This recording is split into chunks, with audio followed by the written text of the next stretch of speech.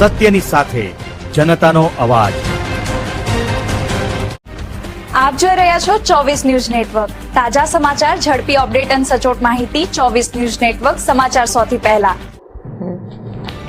ટ્રેક્ટરના યુગમાં દેશી ખેતીનો અનોખો શોખ, 1.51 લાખમાં બળદની ખરીદી, વાવથરાદ પંથકમાં ચર્ચા।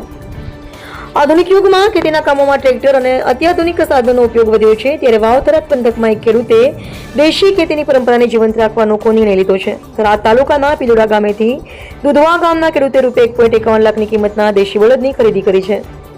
મગફળી સહિતના વિવિધ પાકોમાં બળદની મદદથી ખેતી કરવા માટે આ બળદ ખરીદવામાં આવ્યું હોવાનું જાણવા મળ્યું છે।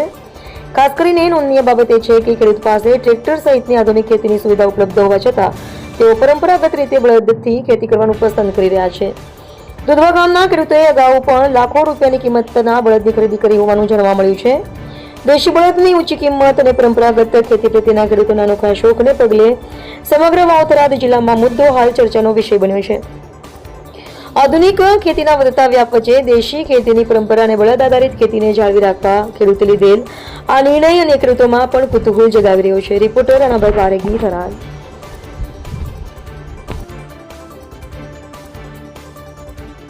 મારું નામ કરશનભાઈ રામજીભાઈ રાજપૂત, ગામ દુધવા, અને મારે બળદાની ખેતી કરું તો મેં બળદ રાખેલા છે 1,51,000ના। બીજા 2 બળદ તો ઘરે છે જ મારે, 1,65,000ના લાવેલા, અને બીજા લીધા છે મારે ટ્રેક્ટરથી ખેતી। મારે ટ્રેક્ટર 4 છે, પણ ટ્રેક્ટરથી ખેતી થતી નથી, જમીન આપણે થઈ ગયા। રાજપૂત લાખાભાઈ બુજરાભાઈ, ગામ પિલોડા। મારાથી હવે ખેતી થતી નથી બળદા માટે। મેં બળદભાઈ લાયા હતા 1,21,000ના, તથા મેં એક બળદા વેચ્યા તે કરશનભાઈ રાજપૂતને આલ્યા 1,51,000ના। ટ્રેક્ટર વધતા હવે બળદ ખેતી થતી નથી મારાથી, એ વાસ્તે બળદ મેં વેચ્યા છે।